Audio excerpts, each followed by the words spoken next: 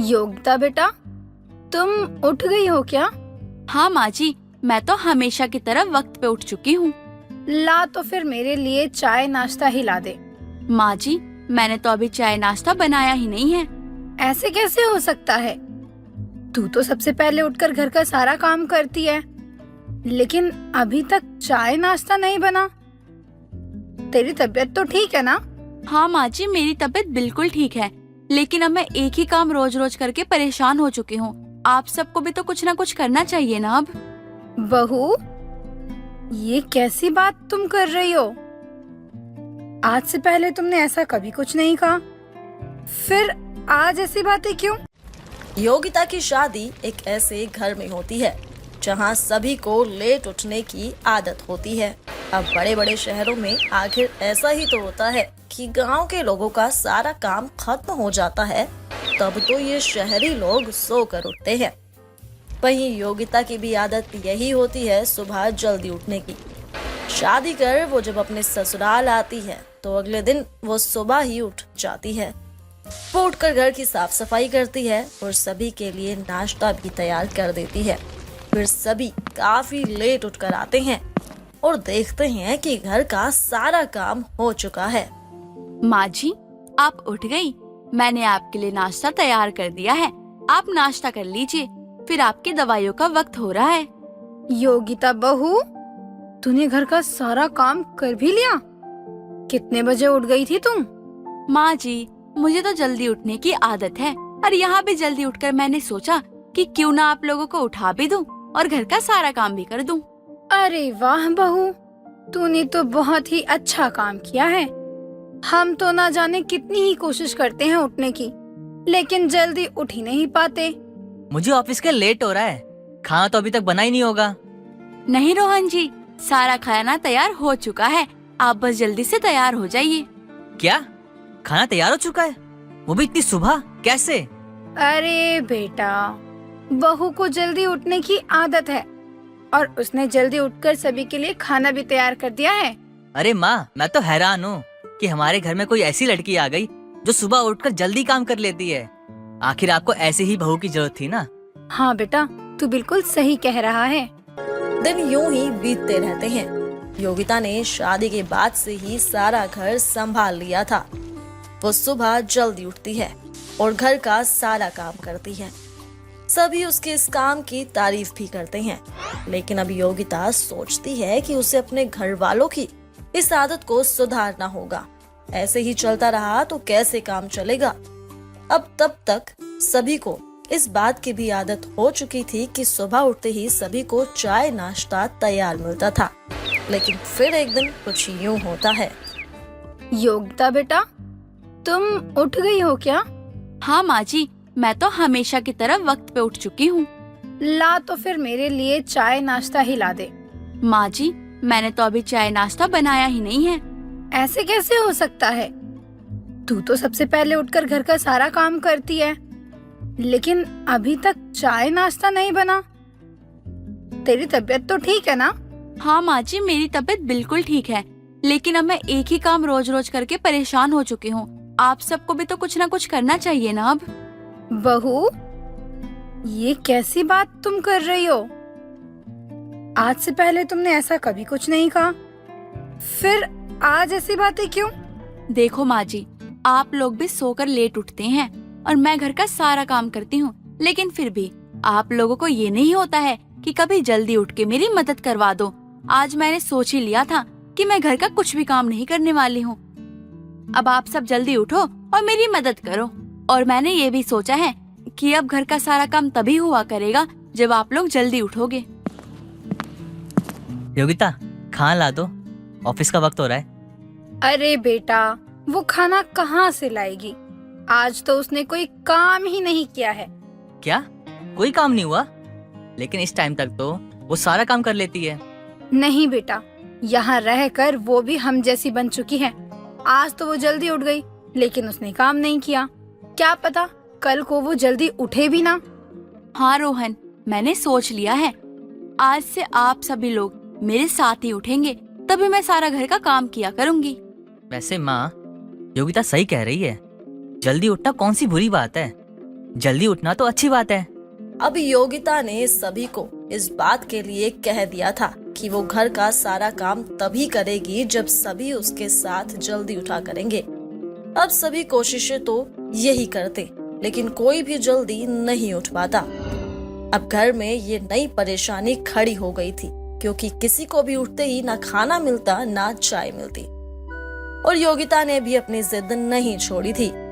योगिता घर के काम तो कर लेती, लेकिन खाना नहीं बनाती।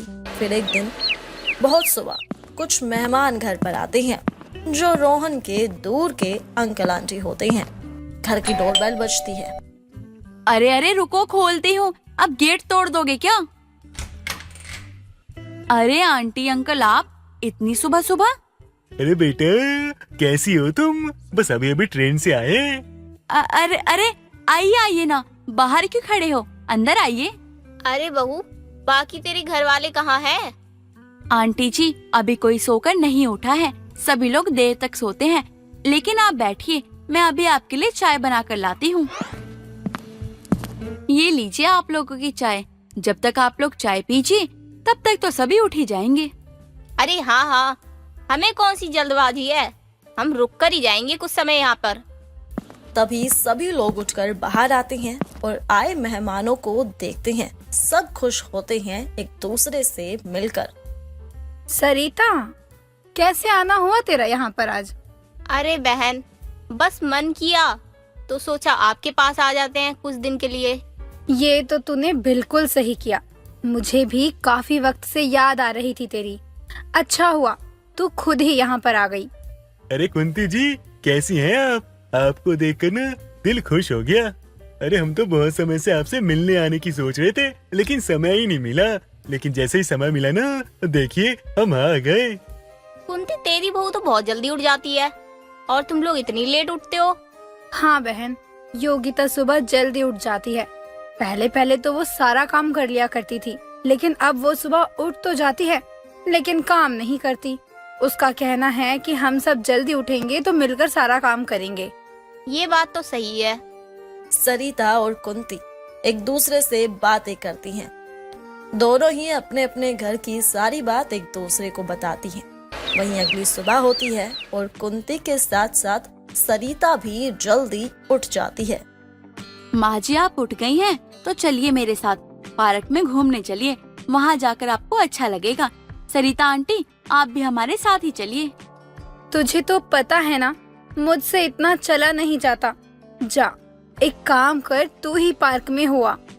माँ जी, आज आपका कोई बहाना नहीं चलेगा, आपको मेरे साथ चलना ही पड़ेगा।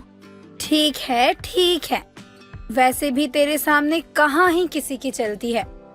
योगिता दोनों को लेकर पार्क जाती है, जहाँ वो एक्सरसाइज करती है। कुंती और सरिता को योगा कराती है, जिसके बाद वो वापस अपने घर आती हैं। मुझे तो पार्क में घूमकर बहुत अच्छा लग रहा है। सही कह रही हो बहन, मैं भी बहुत अच्छा महसूस कर रही हूँ। मैं तो आप सभी को कहती ही हूँ कि सुबह उठने से बहुत फायदे होते हैं, लेकिन आप लोगों को मेरी बात समझ ही नहीं आती है। नहीं बेटा, अब मुझे तेरी बात बहुत अच्छे से समझ आ गई है। अब तो जब मैं अपने घर जाऊंगी ना, तो रोज सुबह पार्क जाऊंगी। कुछ दिन बाद मेहमान अपने घर वापस चले जाते हैं और कुंती फिर से आलसी हो जाती है। लेकिन योगिता ने सुबह उठना नहीं छोड़ा था। वो अभी भी सुबह उठती और काम करती। वहीं एक दिन की बात है, दो अनजान लोग उनकी गली में घूम रहे होते हैं, जो चोर होते हैं, और आज वो योगिता के घर को निशाना बनाने चले थे।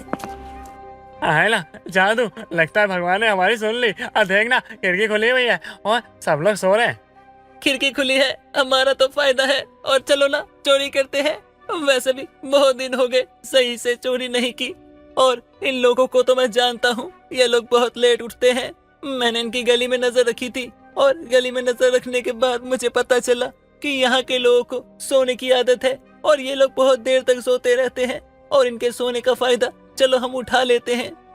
अरे मैं तो ये लुगाई हो गया जो मुझसे बातें करने में लगा है। चला चोरी करते हैं। अब दोनों ही रसोई की खिड़की की मदद से दोनों चोर अंदर घुस जाते हैं, और वहीं योगिता भी उठी हुई होती है, लेकिन वो उस वक्त किचन में नहीं होती। तो चोर आसानी से वहां घुस जाते हैं। लेकिन तभी योगिता किचन में आती है।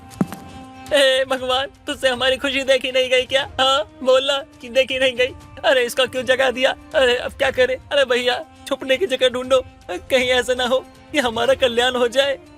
अरे मैं क्या करूं? मैं क्या डोरेमोन हूं जो तुझे अपनी जेब में डाल लो? एक काम करते हैं, वो फ्रिज के पीछे छुपते हैं। इतना कहकर दोनों ही फ्रिज के पास बैठ जाते हैं, क्योंकि वहां कोने में थोड़ी सी जगह होती है जहां चोरों पर योगिता की नजर नहीं जा सकती थी। अब योगिता किचन में आती है और उसे इस बात का एहसास ही नहीं होता कि खिड़की से कोई अंदर आया। योगिता अपने आप से बातें करती है। सभी के उठने से पहले मैं आज खाना बना देती हूँ और आज तो दाल में बहुत बढ़िया तड़का लगाऊंगी।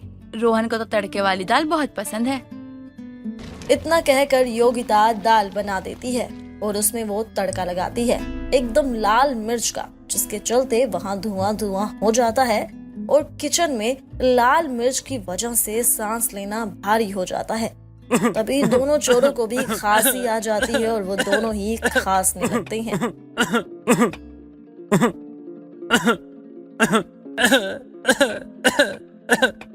अरे ये कौन खांस रहा है मेरे साथ साथ?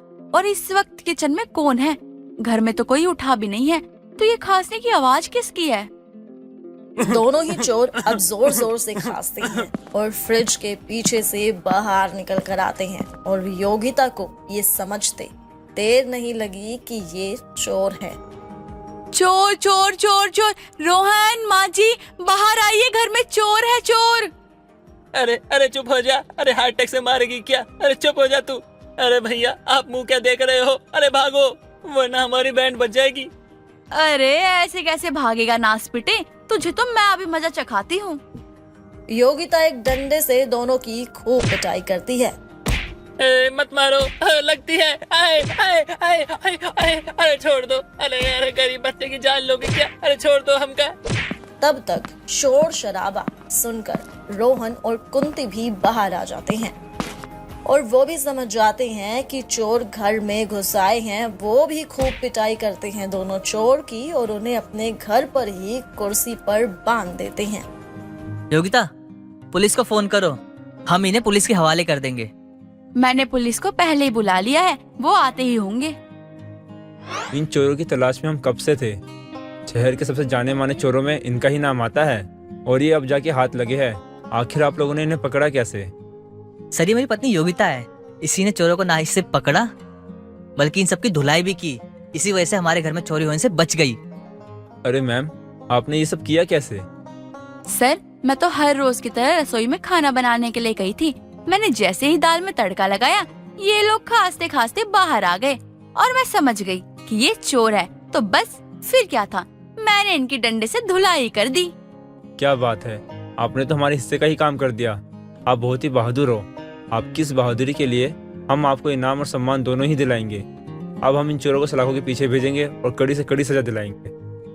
कुछ दिन बाद योगिता के घर पर एक इनविटेशन लेटर आता है जिसमें उसके सारे परिवार को एक सम्मान समारोह में बुलाया जाता है, जहां योगिता को सम्मान दिया जाना था। सभी घर वाले वहां जाते हैं और सभी लोगों के सामने योगिता की बहादुरी के लिए उसे सम्मान और इनाम दिया जाता है। सभी इस बात से बहुत खुश थे। सभी लोग वापस अपने घर आते हैं और बैठकर बातें कर रहे होते हैं। वाह बहू वाह, आज तो तुमने हमारा नाम रोशन कर दिया है। अरे माँ, देखा आपने, आपकी बहू की जल्दी उठने की वजह से हमारे घर में चोरी होने से बच गई। हाँ बेटा, अब मुझे इस बात पर गर्व है कि हमारी बहू जल्द उठती है और अब से मैं भी जल्दी उठा करूंगी। चलो अच्छा है कि आप लोगों को ये बात समझ तो आई ना। मैं तो बस इसी बात से खुश हूँ।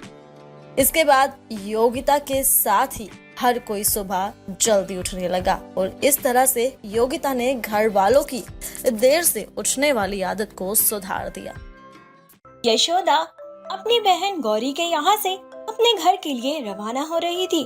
तभी गौरी एक बड़े से डब्बे में पनीर टिक्का देते हुए यशोदा से बोलती है, यशोदा ये ले, घर जाके अपने बहू बेटे को खिला देना। इसकी क्या जरूरत थी दीदी? अरे यहाँ अभी कौन खाएगा, वहाँ कम से कम बच्चे तो खा लेंगे ना। अच्छा ठीक है दीदी, मेरी ट्रेन का टाइम हो रहा है, मैं निकलती हूँ। यशोदा पनीर टिक्के का डब्बा लेती है और अपना बाकी का सामान लेकर जल्दी से गाड़ी में बैठकर रेलवे स्टेशन पहुंचती है। यशोदा कुछ दिन के लिए अपनी बहन गौरी के यहाँ किसी फंक्शन में गई हुई थी और अब वो अपने घर वापस लौट रही थी।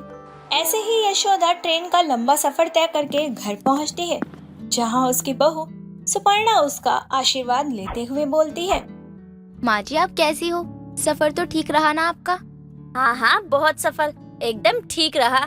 माँ जी आप बैठिए, मैं आपके लिए पानी लेकर आती हूँ। सुपर्णा पानी लेने रसोई में चली जाती है और यशोदा पनीर टिक्के के डब्बे के ऊपर अपना सामान रख देती है और गलती से उसे ढक देती है। सुपर्णा अपनी सास को पानी देते हुए बोलती है, माँ जी आप बैठिए, मैं आपके लिए चाय नाश्ता लेकर आती हूँ। आप थक गई होगी ना, और थोड़ा आराम भी कर लीजिए। हाँ बहू, चाय तो पिला दे, ट्रेन में तो ढंग की चाय भी नहीं मिलती। सुपर्णा अपनी सास के लिए चाय बनाती है और कुछ देर बाद चाय बनकर तैयार हो जाती है। दोनों सास बहू चाय पीकर आराम से बातें करते हैं, जिसके बाद सुपर्णा अपने कामों में लग जाती है और यशोदा जैसे ही सामान उठाती है तो देखती है कि पनीर टिक्के का डब्बा तो वो अपनी बहू को देना ही भूल गई। इसके बाद यशोदा खुद रसोई में जाती है और पनीर टिक्के को अलग से एक कंटेनर में निकालकर फ्रिज में रख देती है और अपने कमरे में चली जाती है। ऐसे ही अगले दिन दोनों सास बहू बात कर रही होती है कि तभी घर की डोरबेल बजती है। सुपर्णा दरवाजा खोलती है तो देखती है कि सामने उसका पति अनिरुद्ध अपने कुछ दोस्तों के साथ खड़ा है और बोलता है, सॉरी मैं आप लोगों को बताना भूल गया, मैं दोस्तों को लेकर घर आ रहा हूँ। सुपर्णा तुम जाओ, चाय नाश्ते का बंदोबस्त कर दो। जी जी मैं भी सब कुछ करती हूँ, आप सभी लोग बैठ जाओ। सुपर्णा रसोई में जाकर सभी के लिए चाय नाश्ते की तैयारी करती है तो वह देखती है कि सिलेंडर खत्म हो गया है और घर में दूसरा सिलेंडर भी नहीं है। सुपर्णा तुरंत अपनी सास को आवाज देती है और बोलती है, माँ जी मैं पड़ोसन के यहाँ से सिलेंडर लेकर आती हूँ, तब तक आप यहाँ थोड़ा संभाल लेना, मैं पीछे वाली गेट से सिलेंडर लेकर रसोई में आ जाऊंगी। इतना कहकर सुपर्णा पीछे के दरवाजे से निकल जाती है और बाहर बैठा अनिरुद्ध बार बार सुपर्णा को आवाज देने लगता है। तभी यशोदा को फ्रिज में रखे पनीर टिक्के का ख्याल आता है। वह जल्दी से उसे निकाल कर सूंघती है तो वो अभी तक बिल्कुल फ्रेश था।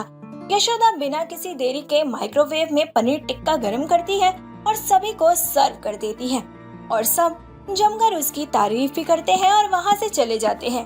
तभी अनिरुद्ध बोलता है, माँ आपने जो पनीर टिक्का बनाया ना, सच में वो कमाल का था। मुझे तो पता ही नहीं था कि आपको पनीर टिक्का बनाना आता है, वो भी इतना अच्छा। नहीं बेटा ऐसी बात नहीं है, वो पनीर टिक्का तो माँ मैं जानता हूँ आपने ये पनीर टिक्का मेरे लिए बनाया है ताकि मेरे दोस्तों के आगे मेरी बेइज्जती ना हो जाए। सच में माँ आपने जो भी किया ना, कमाल कर दिया। आज आपके कारण मेरी आज बहुत तारीफ हुई है। पर बेटा जैसा तू सोच रहा है वैसा नहीं है। अरे क्या सोचना माँ, थैंक यू सो मच। आपने मेरे दोस्तों को पनीर टिक्का बना के खिलाया, वो भी इतना स्वादिष्ट। अनिरुद्ध इतना बोल ही रहा होता है कि तभी उसका फोन बज जाता है और वो वहाँ से चला जाता है और पीछे वाले गेट से सुपर्णा सिलेंडर लेकर घर आ जाती है और घर पर मेहमानों को ना देखकर वह परेशान होकर बोलती है, सभी मेहमान कहाँ चले गए? नाराज होकर चले गए क्या? नहीं नहीं बहू, वो तो पनीर टिक्का खाकर चले गए। पनीर टिक्का? पर वो किसने बनाया माँ जी? मैंने बनाया माइक्रोवेव में। अरे माँ जी क्या बात है, मुझे नहीं पता था कि माइक्रोवेव में पनीर टिक्का भी बन जाता है। हाँ बस अभी थोड़ी देर पहले ही बना है, मुझे भी नहीं पता था। फिर तो बहुत अच्छी बात है माँ जी, अब से सिलेंडर नहीं होगा ना तो हम पनीर टिक्का बना लिया करेंगे। हाँ बहू क्यों नहीं, चलो खैर सिलेंडर तो मैं लगा ही दूं। इतना कहकर सुपर्णा रसोई में सिलेंडर लगाती है और बाकी के काम देखने लगती है। अब सुपर्णा और अनिरुद्ध को यही लग रहा था कि पनीर टिक्का यशोदा ने बनाया है, जबकि यशोदा को तो पनीर टिक्का बनाना ही नहीं आता था। ऐसे ही असमंजस में फंसी हुई यशोदा अपने कमरे में जाती है और खुद से बोलती है, इस पनीर टिक्का की तो खामा-खा की तारीफ मेरे सर पर आ गई, जबकि वो पनीर टिक्का तो बाहर से आया था और दीदी ने मुझे पैक करके दिया था और इन सबको लगता है कि वो मैंने बनाया था। भगवान अगर किसी ने मुझे सच में पनीर टिक्का बनाने को बोल दिया तो मेरा तो मोए मोए हो जाएगा। ऐसे ही सोच विचार करती हुई यशोदा सो जाती है। दिन गुजरते जाते हैं और एक दिन अनिरुद्ध अपनी माँ से बोलता है, माँ आपको याद है उस दिन आपने पनीर टिक्का बनाया था, वो माँ बहुत अच्छा था।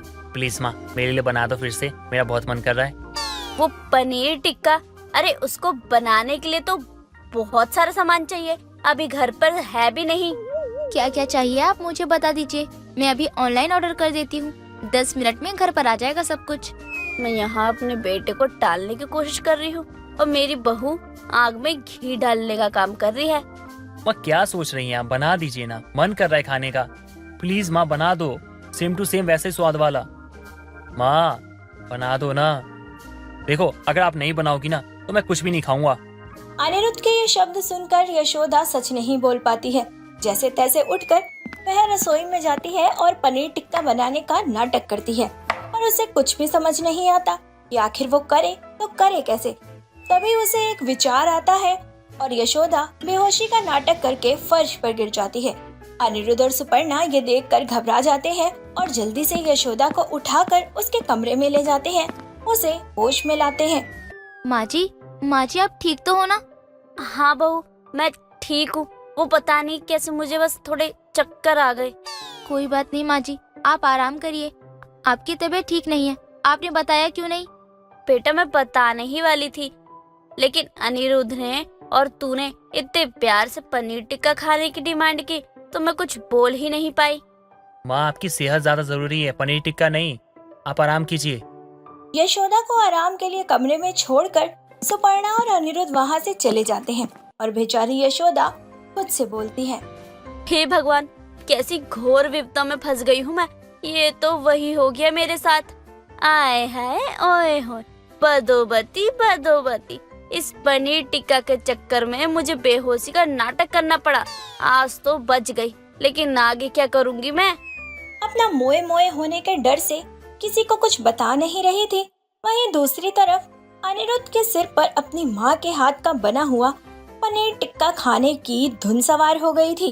अब ऐसे ही जब भी अनिरुद्ध और सुपर्णा यशोदा को पनीर टिक्का बनाने को कहते तो यशोदा हर बार कोई न कोई बहाना बना दिया करती और अपना पल्ला झाड़ लिया करती।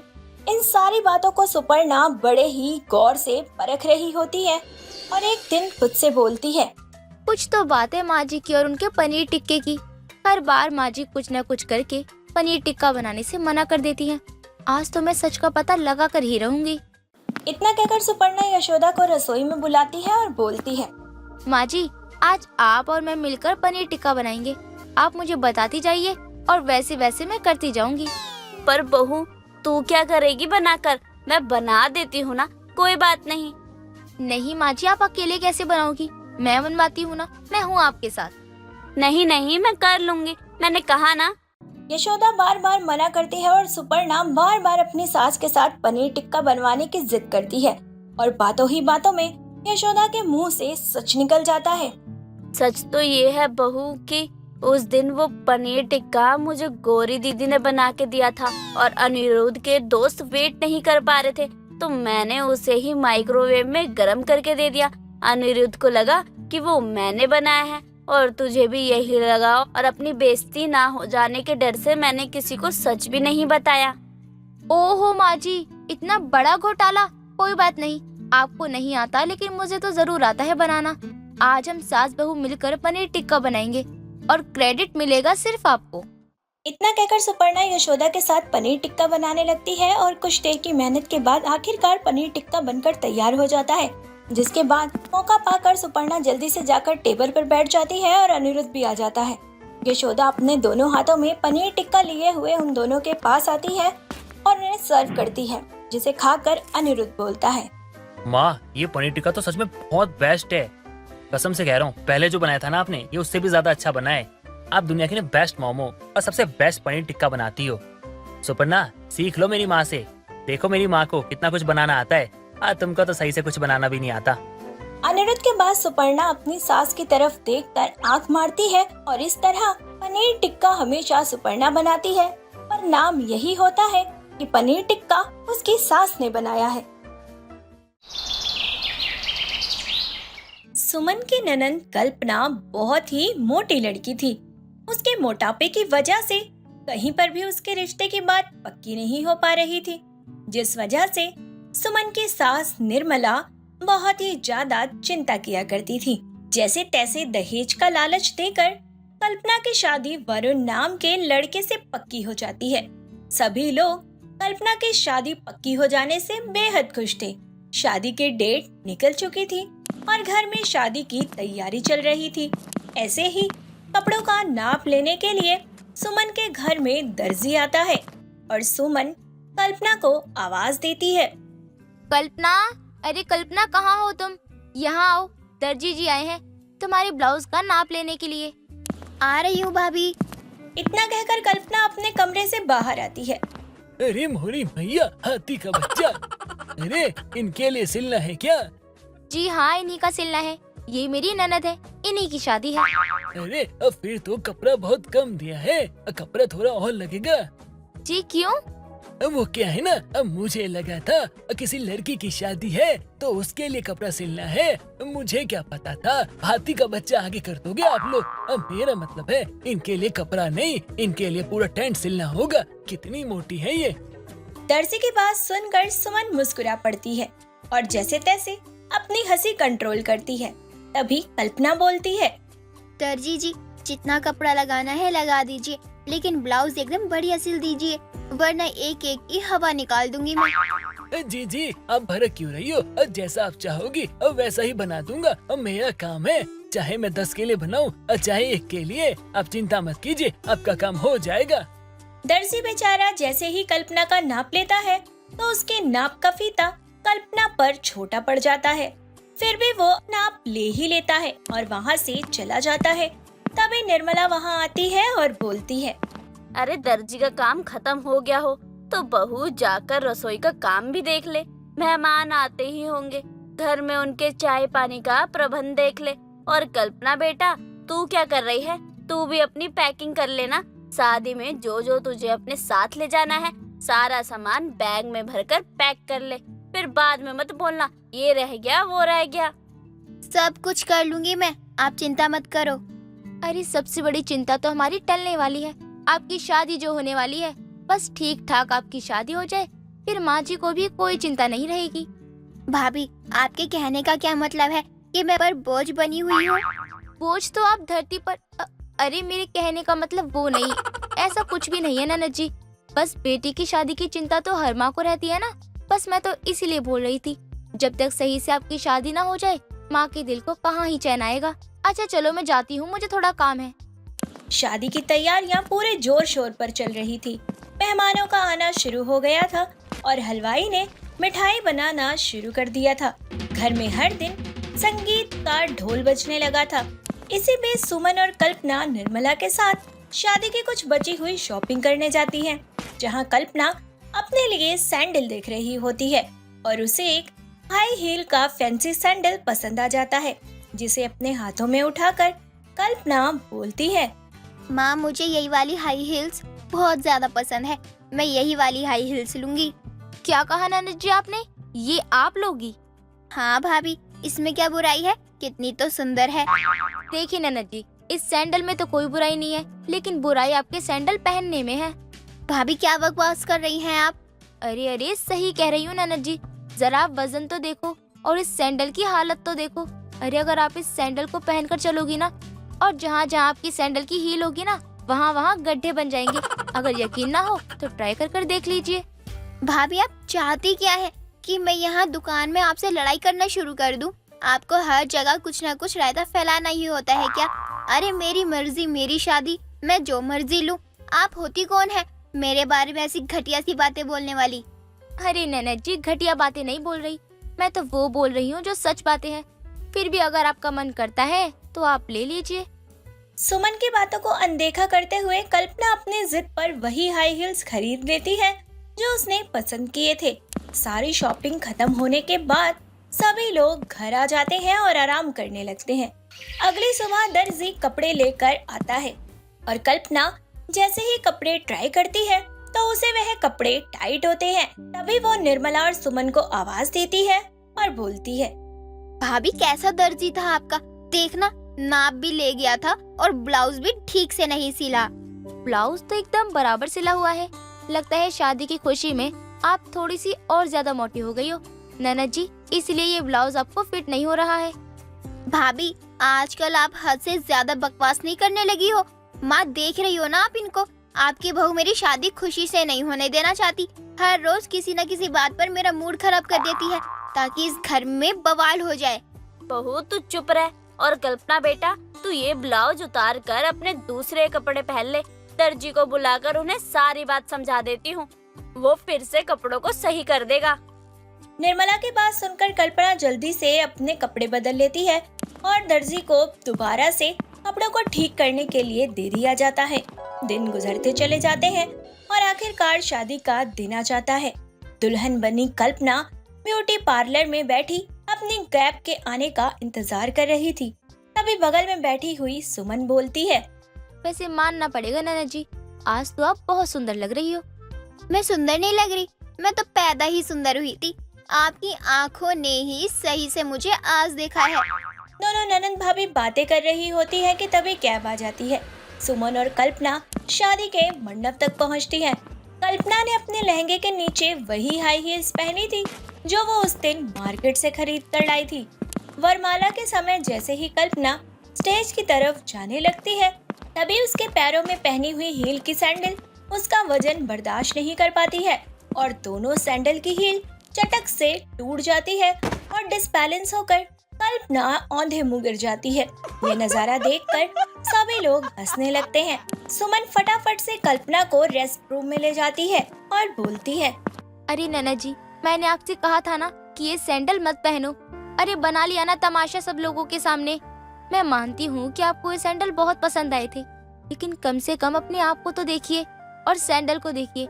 आपका वजन झेलने के लिए नहीं बनी है ये।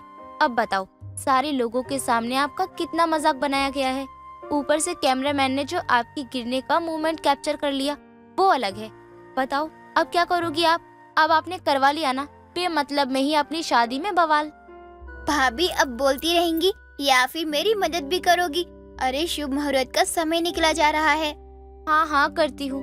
मुझे तो पहले से ही पता था कि कुछ ऐसा ही होगा, इसीलिए उस दिन मैंने दुकान से आपके लिए एक अलग सैंडल खरीद ली थी। ये लो और इन्हें जल्दी से पहन लीजिए, आपके लिए कंफर्टेबल भी है और इससे आपको कोई दिक्कत भी नहीं होगी। थैंक यू भाभी, आप मेरे बारे में कितना सोचती हैं। मुझे लगा था कि आप हमेशा मुझे ताने देती रहती हैं, लेकिन आप तो सच में दिल की बहुत अच्छी हैं। अरे वो सब तो मैं आपसे मजाक करती रहती हूँ ननद जी। चलो जल्दी बाहर चलते हैं, सभी लोग हमारा इंतजार कर रहे हैं। सुमन के दिए हुए सैंडल पहनकर कल्पना फिर से स्टेज पर जाती है और इस बार वह बिल्कुल भी डिसबैलेंस नहीं होती है और बिना किसी बवाल के पूरे मान सम्मान के साथ मोटी ननंद की शादी हो जाती है। आलिया बड़ी आराम से अपने बिस्तर पर पसरे टैंगो टमाटो कुरकुरे खा रही थी।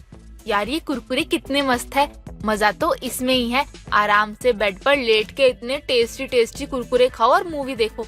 सच में आलिया, कभी कभी तो मुझे ऐसा लगता है कि मैं किसी राजा की बेटी हूँ। जिंदगी का मजा तो कुरकुरे में ही है। तभी अचानक वो अपने मसालेदार कुरकुरे वाला हाथ अपनी आंखों पर लगा लेती है, जिसके बाद आंखों में जलन मचने पर वो चिल्लाते हुए अपनी माँ साधना को आवाज लगाती है। माँ, ओ माँ, जल्दी आओ, मेरी आंखें जल रही हैं। माँ आ जाओ वरना आपकी एक लौती बेटी अंधी हो जाएगी। आलिया की आवाज सुनकर साधना हाथों में बेलन पकड़े उसके कमरे में आकर बोलती है, क्या हुआ? क्यों पागल कुत्ते की तरह चिल्ला रही है? माँ देखो, मैंने गलती से कुरकुरे के हाथ आंखों में लगा लिए, मुझे बाथरूम तक ले चलो, आंखें बहुत जल रही हैं। तेरा तो अब ये रोज का हो गया है, पूरा दिन इन कुरकुरों को ठूसती रहती है और फिर मसाला आंख में लगाकर पूरे घर की शांति भंग करती है। अरे अब तक तो तुझे प्रैक्टिस हो जानी चाहिए कि बाथरूम कहाँ है।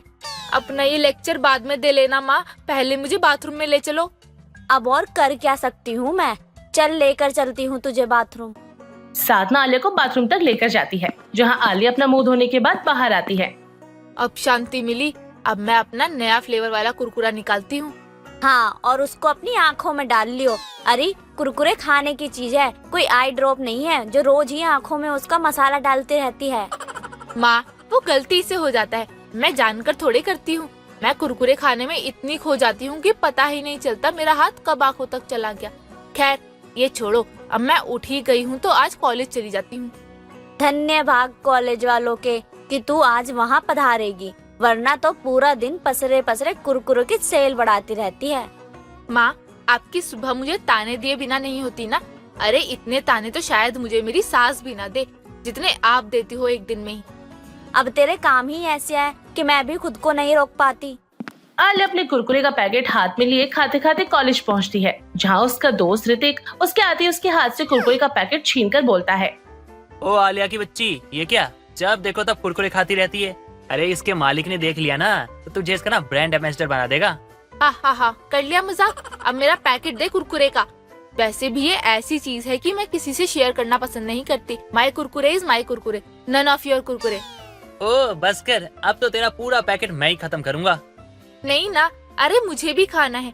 देख अगर तूने मेरा पूरा पैकेट खत्म किया ना तो मैं तुझे छोड़ूंगी नहीं, तेरा भरता बना दूंगी। तो चुपचाप से मुझे मेरे कुरकुरे वापस दे दे। नहीं दूंगा, अब तू भूल जा। इतना बोलकर ऋतिक आलिया का कुरकुरे का पैकेट लेकर भाग जाता है और आलिया उसको पकड़ने उसके पीछे भागती है। ऐसे ही हंसी खुशी में कॉलेज का दिन निकल जाता है और शाम को घर जाते वक्त ऋतिक को रास्ते में कुरकुरे चाट वाला छोटा सा ठेला दिखता है और अलग से चाट देखकर वो अपने साथ चल रही आलिया से बोलता है, अरे आलिया वो देख चाट, वो भी कुरकुरे वाली। तूने कभी खाई है क्या कुरकुरे चाट? नहीं यार, सुना है बस, खाई नहीं है। चलना ट्राई करते हैं। हाँ चल चल, वैसे भी तू पीछे तो होगी नहीं क्योंकि कुरकुरे की जो बात है। कुरकुरे चाट है तभी मुझसे रुका नहीं जा रहा, चलकर खाते हैं। आलिया और ऋतिक उस ठेले वाले के पास जाते हैं और उसे चाट के फ्लेवर के बारे में पूछते हैं। अरे अंकल जी राम राम, कैसे हो आप? और वैसे आप क्या बेच रहे हो? कुरकुरे के चाट? कौन कौन से फ्लेवर्स है आपके पास? हाँ बेटा, हमारे यहाँ मसाला मंचू कुरकुरे चाट, नोटी टमाटो कुरकुरे चाट, कुरकुरे अचारी चाट और भी बहुत सारे चाट मिलते हैं। तुमको कौन सी खानी है? अंकल आप मुझे हर फ्लेवर की एक एक प्लेट दे दो। ओ पागल वागल है क्या? खा पाएगी तू? तुझे पता भी कितने फ्लेवर्स होते हैं इनके पास? जितने भी हो, मुझे कुरकुरे बहुत पसंद है और जब मैं पूरे दिन में 10-15 पैकेट खा सकती हूँ तो चाट भी खा सकती हूँ। अंकल आप लगाइए। ठीक है बेटा। हाँ हाँ, तू तो कुरकुरे से जो इंसान बनेगा उसे भी खा जाएगी। ये तो बस चाट है, खा ले। चाट वाला आलिया के लिए हर फ्लेवर की कुरकुरे चाट बनाता है और आलिया बिना रुके सारे फ्लेवर की चाट को चट करके खा जाती है और स्वाद लेते हुए बोलती है, अंकल सच में मजा ही आ गया कुरकुरे को चाट के रूप में खाकर। लेकिन आप ना अपना ठेला ये हमारे कॉलेज के बाहर लगाओ, वहाँ पर बहुत चलेगा क्योंकि छुट्टी के टाइम भूखों की तरह बच्चे कुछ चटपटा खाने को इधर उधर घूमते हैं और कुरकुरे से अच्छा चटपटा क्या ही होगा। जरूर बेटा। इतना बोलकर आलिया चाट के पैसे देकर ऋतिक के साथ अपने घर के लिए निकल जाती है। शाम होने पर जब आलिया घर पर आती है तो उसकी माँ हाथों में बेलन लिए हॉल में बहुत सारे कुरकुरे के खाली पैकेट बिखेरे खड़ी होती है और आलिया के आते ही बोलती है, आ गई बेटी, आज मैंने तेरे कमरे की सफाई करने की सोची तो देख मुझे क्या मिला, इतने सारे खाली कुरकुरे के पैकेट। तो बेटा मुझे ये बताने का कष्ट करोगी तुम कि इन अनमोल पैकेट्स को आपने क्यों संभाल के रखा हुआ है? अपने दहेज में ले जाने का सोच रही हो?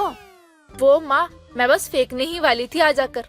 कोई नहीं बेटा, माँ है ना फ्री की नौकरानी, वो कर देगी ये काम। तुम आराम करो और बताओ कुरकुरे खाने हैं तो लाऊं? और अब अगर आप यही चाहती हैं तो ठीक है, वो जो नया फ्लेवर आया है ना कुरकुरे मल्टीग्रेन करी एंड हर्ब फ्लेवर वाला, वो ले आना। रुक, तुझे बेलन का स्वाद चखाती हूँ अभी। साधना बेलन लेकर आलिया के पीछे भागती है और बेचारी आलिया खुद को बचाने के लिए अपने कमरे की तरफ भागती है। कुछ देर में अपने हाथ पैरों को अपनी माँ से तुड़वाने के बाद आलिया अपने कमरे में बैठी और एक और कुरकुरे का पैकेट खोलकर बोलती है, मार खाने के बाद कुरकुरा खाने का मजा ही कुछ और है। ऐसे ही गुजरते समय के साथ आलिया का कुरकुरे खाने का क्रेज बढ़ता ही जाता है। एक शाम वो सारे कुरकुरे के पैकेट लाकर सबको मिक्स करके कुरकुरे की मल्टी फ्लेवर चाट बनाती है और अपनी माँ को देते हुए बोलती है, माँ इसको खाकर देखो कैसी बनी है। पहली बार कुछ बनाया भी तो क्या, कुरकुरे चाट। अरे कल को शादी हो गई तो उनको क्या पूरे दिन कुरकुरे खिलाएगी? आइडिया बुरा नहीं है लेकिन वो बात की बात है। अभी आप ये खाकर बताओ कैसी बनी है। साधना अपनी बेटी के हाथ की चाट खाकर बहुत खुश होती है, जिसके बाद वो आलिया के कुरकुरे खाने के शौक को और भी ज्यादा पंख लग जाते हैं और वह सुबह शाम बस तब देखो कुरकुरे चाटी बनाकर खाती रहती। यहाँ तक कि कुरकुरे पिज्जा, कुरकुरे सैंडविच सब कुछ ट्राई करती। ऐसी एक शाम उसको ऋतिक बहुत ही जरूरी बात करने के लिए रेस्टोरेंट में बुलाता है, जहाँ आने पर आलिया बोलती है, क्या हुआ तुझे, क्यों इतनी जल्दबाजी में बुलाया मुझे? वो ना मुझे ना तुमसे जरूरी बात करनी है। एक्चुअली ना मुझे ना तुम्हें कुछ दिखाना है। दिखाऊं क्या? मना कर दूंगी तो नहीं दिखाएगा क्या? हद है, मेरे साथ फॉर्मेलिटी कर रहा है, दिखा चल। ऋतिक उसके सामने एक रिंग का बॉक्स खोलता है जिसमें कुरकुरे की डिजाइन वाली अंगूठी होती है। ये अंगूठी देखकर आलिया को दिखाते हुए ऋतिक बोलता है, आलिया, मैं बहुत ज्यादा टेढ़ा हूँ, लेकिन जैसा भी हूँ अब तेरा हूँ। मैं ना तुझसे बहुत प्यार करता हूँ और शादी करना चाहता हूँ। करेगी क्या मुझसे शादी? वाह बेटे, कुरकुरे खाने वाली को कुरकुरे के डिजाइन की रिंग देकर प्रपोज कर रहे हो। तुमको क्या लगता है मैं ऐसे ही मानने वाली हूँ? देखो ऋतिक, वैसे तो मुझे भी तुमसे प्यार है, लेकिन मुझे इस नकली कुरकुरे की जगह असली कुरकुरे देते तो मैं तुमको झट से हाँ कर देती। अरे मैंने उसका भी इंतजाम कर रखा है। कुरकुरे की दीवानी, जरा पीछे तो देख। आलिया जैसे ही पीछे मुड़कर देखती है तो एक वेटर बड़ी सी टेबल पर कुरकुरे के हर तरह के फ्लेवर, कुरकुरे चाट और साथ ही कुरकुरे पिज्जा को लेकर आ रहा होता है। ये देखकर आलिया खुश होकर ऋतिक को गले लगाते हुए कहती है, thank you Hrithik, and you know ये मेरा ड्रीम प्रपोजल है। मैं चाहती हूँ इन कुरकुरे मसालों की तरह हमारी जिंदगी में भी खट्टी मीठी स्पाइसी बनी रहे, और जैसे मैं कभी कुरकुरे खाने नहीं छोड़ सकती, वैसे ही मैं तुमको भी कभी नहीं छोड़ सकती। ये बंदा अपने तहो दिल से आपका शुक्रिया करता है मैडम जी।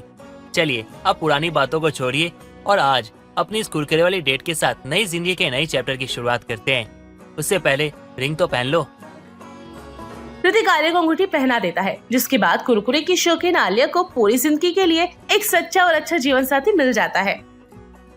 जूही काफी शांत स्वभाव की थी। वो अक्सर ही सभी की गलतियों को नजरअंदाज कर देती थी। ऐसे ही एक दिन जूही घर में काम कर रही होती है। तभी जूही की सास शांति गंदे पैर लेकर अपनी सहेली विमला के साथ घर में आती है और घर गंदा हो जाता है, जिसे देखकर विमला कहती है, अरे शांति, तुझे पता था क्या तेरी बहू घर पे काम कर रही है? तो तूने पहले क्यों नहीं बताया मुझे? हम लोग बाद में ही आ जाते। ऐसे गंदे पैर लेके तेरे घर में नहीं आ सकते हैं।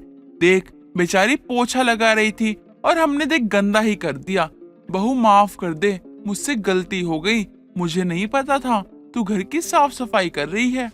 अरे आंटी जी कोई बात नहीं, अब आप लोग आ गए हो तो कुछ किया थोड़ी जा सकता है। मुझे कोई परेशानी नहीं है, मैं दोबारा से पोछा लगा लूंगी। देख लिया, मेरी बहू गाय है गाय, उससे तो कोई फर्क नहीं पड़ता। वही करती है जो मैं कहती हूँ। वैसे भी बहू काम ही करती रहती है पूरे टाइम। एक काम को दोबारा भी कर लेगी तो क्या ही दिक्कत हो जाएगी उसे। अरे तू ऐसे क्यों बोल रही है शांति? घर के काम क्या आसान होते हैं? जब तक तेरी बहू नहीं आई थी, जब तो तू 2-3 बजे तक सफाई करती रहती थी, थक तो जाती ही थी ना। और जब से तेरी बहू आ गई है तो घर का काम छूती तक नहीं है। ये तो गलत बात है ना शांति? अरे इसमें मैं गलत कहाँ हूँ? मेरी बहू को कोई दिक्कत नहीं है काम करने से, तो मैं गलत कहाँ से हूँ? अगर उसे कुछ परेशानी भी होती तो वो मुझे खुद आके बोल देती। कई बार बहुएं इसलिए भी शांत रह जाती हैं ताकि घर में सुख शांति बनी रहे। भगवान ने तुझे वाकई बहुत अच्छी बहू दी है। हमेशा सब समझती है, घर के बारे में सोचती है, तेरे बारे में सोचती है। लेकिन ये भी तब तक ही चलेगा जब तक परिवार एक दूसरे के बारे में सोचे। मेरी बहू वैसी नहीं है। मेरी बहू पहले घर परिवार के बारे में सोचती है। और तू यहाँ पर खड़ी क्यों है? तू यहाँ पर खड़ी होकर ना मेरी बहू के कान मत भर। वैसे भी मेरी बहू ऐसी नहीं है। चल बहू तू जा, घर के काम कर ले। शांति हमेशा ही ऐसा करती थी। वो कभी भी अपनी बहू की तारीफ नहीं करती थी। हमेशा ही वो अपनी बहू को दबाती रहती थी। कुछ दिनों बाद जूही तैयार हो रही होती है। तभी शांति उसे तैयार देखकर उसके पास जाती है और उससे बोलती है, अरे बहू, इतना तैयार होके कहाँ जा रही है? और तू कहीं जा भी रही है? तूने तो मुझे नहीं बताया। अरे माँ जी, आज आकाश ने मुझे कहा था कि आज हम दोनों बाहर खाना खाने जाएंगे। वो क्या है ना, काफी दिनों से हम कहीं बाहर भी नहीं गए थे, तो इसलिए बस मैं जा रही हूँ। वो मुझे रास्ते में ही मिल जाएंगे। तू इतनी बन ठंड के तैयार होके निकल रही है, और मेरा क्या? मैं क्या घर पे बैठ के क्या भजन करूँगी? जब से तू आई है ना, तब से मेरा बेटा ना मेरा नहीं रहा है। उसने मेरे बारे में एक बार भी नहीं सोचा। और तुम दोनों बाहर जाके डिनर करोगे तो तुम मन ही मन बहुत खुश हो रही होगी, है ना? नहीं माँ जी, ऐसी कोई बात नहीं है, आप गलत समझ रही हैं। मैंने पहले आकाश को यही कहा था कि माँ जी को लेकर चलते हैं, लेकिन उन्होंने ही कहा कि माँ जी के साथ हम फिर कभी चल लेंगे। आज हम अकेले चलते हैं माँ जी, हम बस 1 घंटे में आ जाएंगे, ज्यादा समय नहीं लगेगा। तू रहने दे बहू, मेरा बेटा ऐसा नहीं सोच सकता। अपनी माँ को घर पे अकेला छोड़कर वो कभी नहीं जा सकता। और वो भी तेरे साथ बाहर जा रहा है। तूने ही पक्का उसके कान भरे होंगे और तूने पक्का यही बोला होगा कि सासू माँ को तो नहीं लेके जाते, हम दोनों आधी आधी रात बाहर घूमते रहते हैं। माँ जी सच में ऐसा कुछ भी नहीं है, आप गलत सोच रही हैं। मैं क्यों भला ऐसा चाहूंगी।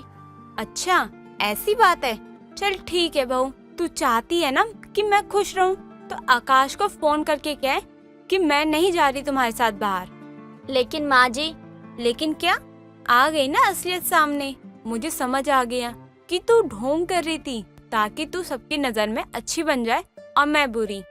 माँ जी अगर आपको इसमें ही खुशी मिलेगी तो ठीक है, मैं अभी बोल देती हूँ आकाश को। आकाश को काफी बुरा लगता है जब जूही को मना करती हैं। जूही सच में नहीं बताती कि वो आखिर किस वजह से नहीं आई।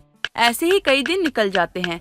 शांति की वजह से उसके बेटे की शादीशुदा जिंदगी खराब हो रही होती है। इस बात से शांति को जरा भी फर्क नहीं पड़ता है। कुछ दिनों बाद शांति जब आकाश के कान भर रही होती है।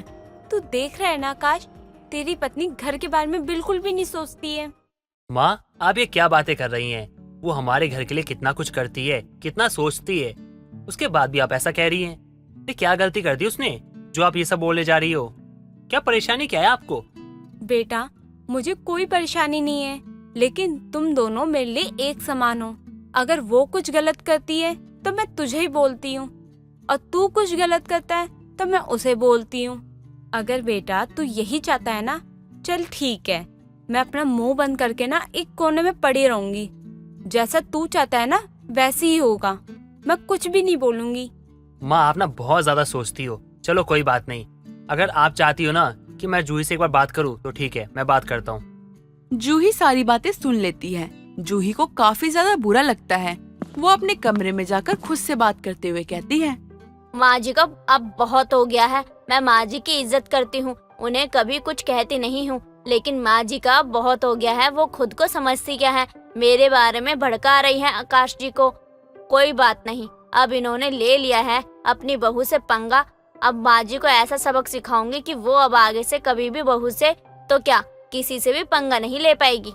जूही अभी तक तो कुछ नहीं करती, लेकिन जैसे ही आकाश आता है तो जूही अपने पति से बोलती है, आकाश वो मैं क्या सोच रही थी कि कुछ दिनों के लिए हम शहर से बाहर घूमने चले।